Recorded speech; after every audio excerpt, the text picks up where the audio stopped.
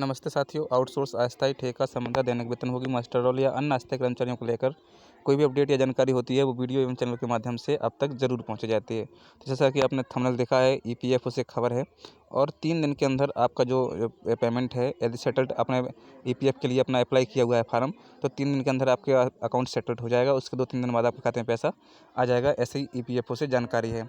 तो चलिए देखते हैं क्या खबर है। खबर शुरू करने से पहले यदि चैनल पर नए हैं तो चैनल को सब्सक्राइब जरूर करिएगा। तो यहाँ पर देख पा रहे होंगे स्क्रीन पर आप, ईपीएफओ क्लेम 3 दिन में होगा सेटल, पढ़ाई, शादी, मकान के लिए मिलेगी सुविधा। तो जो विभिन्न चीज़ें होती हैं उसमें सुविधा मिलने की बात कही गई है।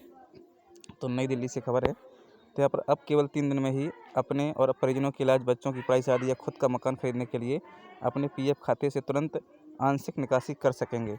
6 करोड़ से अधिक सब्सक्राइबर के एज ऑफ लिविंग के लिए कर्मचारी भविष्य निधि संगठन ईपीएफओ ने मेडिकल के बाद अब एजुकेशन, मैरिज व हाउसिंग पर्पस के एडवांस क्लेम सेटल्ड के लिए ऑटो मोड सेटलमेंट की सुविधा शुरू की है, जिससे कर्मचारियों के खाते में विड्रॉल अमाउंट 3 से 4 दिन में ही आ जाएगा, जिसके लिए पहले 15-20 दिन लग जाते थे। इसके पहले जो अमाउंट आता था आपका, यदि आपने फॉर्म अप्लाई किया है ईपीएफओ में, तो 15 से 20 दिन का समय लगता था। लेकिन अब ईपीएफओ से एक अच्छी खबर है, आपका अकाउंट तत्काल सेटल्ड हो जाएगा और 3 या 4 दिन में आपके खाते में पेमेंट आ जाएगा, ऐसा सुनने में आ रहा है, ऐसी खबर आ रही है। श्रम मंत्रालय ने कहा है कि ये ईपीएफओ योजना 1952 के पैरा 68 के शिक्षा और विवाह और 68 मकान के लिए एडवांस के तहत सभी दावों को ऑटो क्लेम सेटलमेंट फैसिलिटी के अंतर्गत लाया गया है। मेडिकल खर्च के लिए ऑटो क्लेम सेटलमेंट की सुविधा पहले से ही शुरू की गई है। इस तरह के क्लेम मानव हस्तक्षेप के बिना आईटी सिस्टम ऑटोमेटिकली प्रोसेस कर देगा। इस साल 2.25 करोड़ मेंबर्स की ओर से इस सुविधा का फायदा उठाने की उम्मीद है। आगे इसमें लिखा हुआ है, 4.45 करोड़ दावों का निपटान किया ईपीएफओ ने वित्त वर्ष 23-24 में। इनमें से 2.84 करोड़ यानी 60% वावे ईपीएफ खाते से आंशिक निकासी के थे। इनके लिए होती है आंशिक निकासी। सबसे पहले आप यदि बात करें तो शादी या पढ़ाई के लिए भी आंशिक निकासी होती है।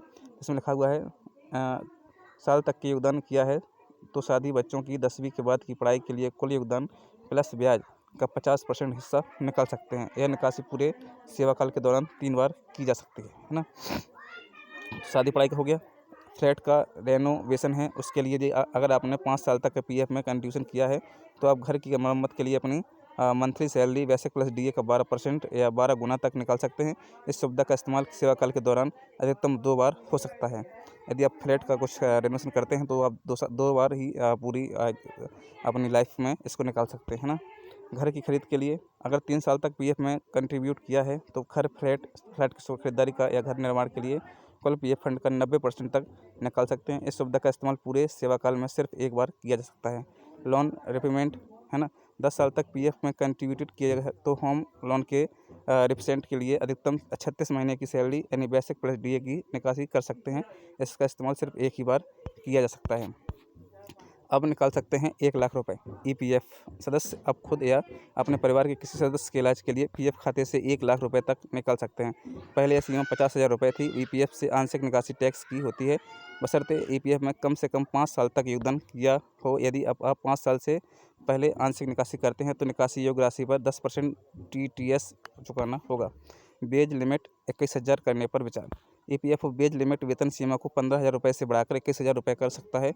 अभी बेसिक सैलरी की सीमा 15,000 होने से कर्मचारी पेंशन स्कीम में अधिकतम योगदान 1250 रुपये है, जो बेसिक सैलरी 21,000 रुपये होने पर 1749 रुपये हो जाएगा। इससे रिटायरमेंट के बाद कर्मचारियों को अधिक पेंशन मिलेगी पर टेक होम सैलरी घट जाएगी।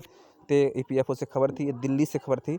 साथियों, कहीं ना कहीं आप अब ईपीएफ का जो सेटलमेंट है वो 3 दिन में कर सकते हैं। आपके खाते में 3 या 4 दिन में पैसा आ जाएगा यदि आप एडवांस लोन निकालते हैं तो, एडवांस पीएफ निकालते हैं तो। साथियों, आज की वीडियो में इतना ही। यदि खबर अच्छी लगी तो लाइक करिएगा और चैनल को सब्सक्राइब करिएगा। कमेंट बॉक्स में अपनी राय जरूर दीजिए। Thanks for watching. मिलते हैं नई वीडियो में नई अपडेट के साथ। जय हिंद, जय भारत।